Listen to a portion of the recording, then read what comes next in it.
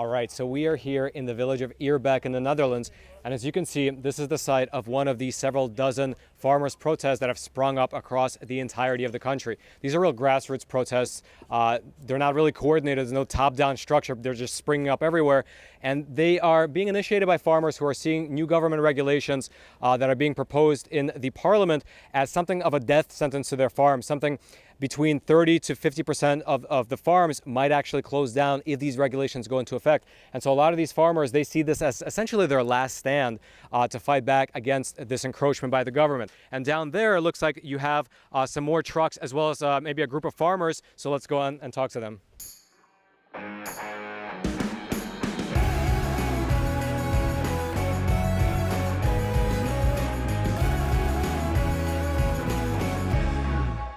If the policy goes into effect, what will happen to your farm? Wat gebeurt er met jouw boerderij als de wet doorgaat? Meer dan de helft van de dieren moet weg. More than half of his animals has to go away, just for nothing. Can you actually sustain that? Can you actually get rid of half your animals, or would you have to close it down? Kan je dan nog overleven of moet je hem dan sluiten? Dan is exit. What do you make of the way the government is doing it? Are they talking to you guys, or they're just top down? This is what's going to happen. No talking. Is that it? Yeah. What do you make of that? Do you think it's really about nitrogen, or is it about something else? Land. About land? Yeah, definitely. You will build Buildings. Houses. and nature. And nature. Yeah. So more than half of the country consists of like farming land, and we have a minister, who set a goal to build houses. So they created a nitrogen hoax because the farmers own all the land on which the government wants to build. So that's the excuse to get rid of the farmers, use the land for housing and building. I'm Reindert and I'm 30 years old. Got a dairy farm at home with about 100 cows. And how long has it been in your family for? For quite a long time. I don't know exactly how long, but at least 3 generations. Wow. Yeah. So if these new government regulations would go into effect regarding the nitrogen, what would that mean for your farm practically? Yeah, it's not only my farm, but it's like a lot of farms, and we have to reduce the cows like probably maybe in half. And what that means that we are broke at the time if we do that, because if we have like these normal costs, which they are always, and then you've got like the cows, but if you reduce the cows, the costs will stay there, but your income or your money is gone. So we can't pay it anymore. Wow. So it's not, you wouldn't just have to reduce half your cows. Would you actually have to close up shop? Yeah, exactly. Wow. Yeah, that's gonna happen. So this is like essentially a last stand for you. That you have nothing to lose here, right? Because you would have to close down shop because of the regulations. Yeah, we have nothing to lose. Wow. Exactly. They just want to remove the farmers from the land, and I don't know why, but yeah. Wow.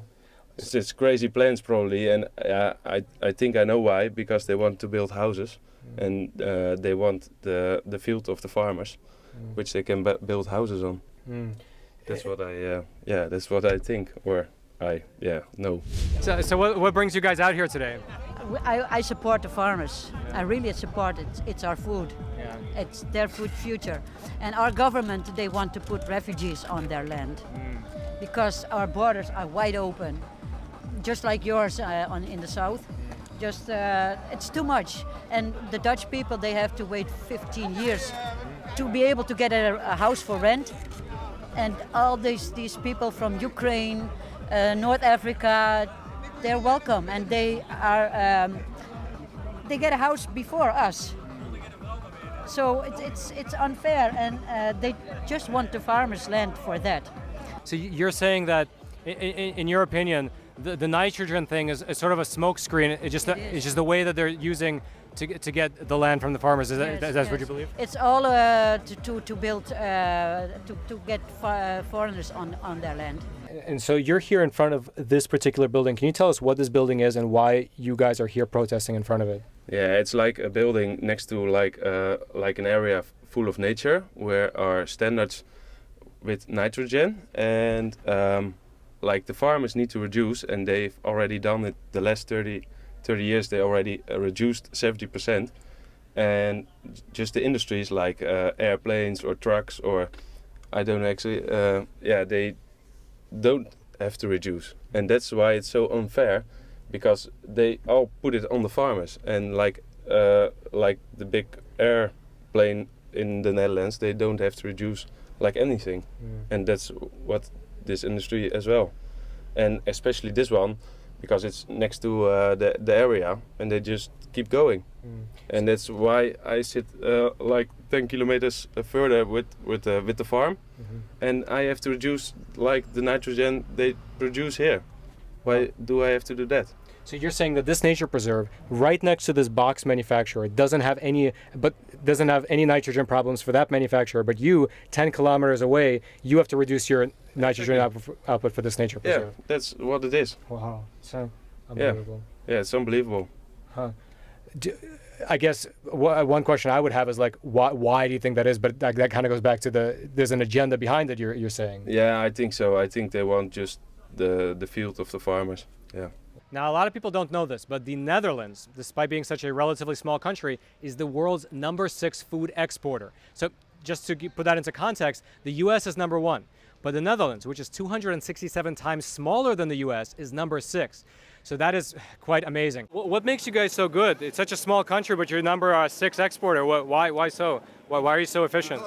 I stand out. Yeah. In Netherlands. Do you guys just work like 80 hours minimum a week? Most of the time, yes. Yeah. De government is ook, het Rijk is ook gereeld bij ons bezig om het gereeld meer te innoveren. The Hollandse, the Dutch farmers are very innovative. Oh, hello there, time traveler. And welcome to the year 2023. As we call it here, month number 5 of the global food crisis. And I gotta tell you, I am on my last WHO-issued bug sandwich. And the only regret that I can really share with you is that I did not prepare for all this sooner. So don't do what I did. Prepare today by heading over to preparewithroman.com and purchasing my Patriot Supply's 3-month emergency food kit. And because your viewer facts matter, you can save $150 off of each food kit that you buy. Meaning that when the global food shortage comes to you and your neighbors are forced to eat bug sandwiches, you will instead be eating my Patriot Supply's emergency food kits, which are filled with delicious breakfasts, lunches, dinners, drinks, as well as snacks that can keep you full and satiated for 3 full months. Now, My Patriot Supply is America's largest preparedness company, having served quite literally millions of customers across the entire country. And best of all, like I mentioned earlier, if you head on over to preparewithroman.com, you can save $150 off of each 3-month food kit that you purchase. That way you can buy one for each of your family members and save $150 on each one. And best of all, they are shipped quickly and discreetly to your doorstep in unmarked packages, so your nosy neighbors don't even have to know that you're prepping. Again, head on over to preparewithroman.com and prepare today for whatever might come tomorrow. What would happen to the whole economy? Because if you guys are going to shut down farms, but it's also the truckers, the cheese makers, the box manufacturers, it's the entire ecosystem. They say one farmer keeps 20 people on work. So you can fill in what's going to happen. So basically, from what I'm seeing is if this legislation goes into play, all these farmers are going to be out of business. All the 20 people that each farmer actually employs or helps keep them in business will be out of business. You can't start another farm here. The food production is going to go through the gutter. If you sell everyone selling their cows, the price of cows is going to go through the floor. It's like it sounds like a disaster waiting to happen. It's shocking. Yeah. Yeah. They said Holland is a democracy, but it is a dictator. You know what I mean? Yeah. What about the media in this country? How is the media treating you guys? Bad. Yeah. Very, very bad. A lot of framing. Yeah. Try to put the farmers in a bad daylight. So we have one big state media broadcasting company, it's called the NOS, and that's like, they're all owned by the state, all politicians that are currently in the government, so you know what kind of news they want to broadcast to the people. It's only their narrative and nothing else. So the public information is just one-sided. So, you know, I came here from America because people in America are watching you guys. They're very interested in what's happening in the Netherlands because in America, it's a very similar situation. The green movement is trying to reduce nitrogen, methane, all that stuff. The cows, getting rid of as many cows as possible. And now, of course, you have Spain, Italy. I saw Poland. Some farmers are beginning to rise up. What would you tell people who are watching this in America? That's a good question.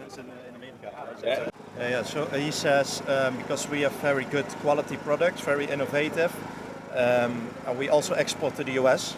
So keep the US companies importing from the Netherlands, the Dutch stuff, the Dutch veggies, the Dutch flowers, the Dutch, Dutch food, everything, and don't sell land to Bill Gates. Good point. Thank you guys so much.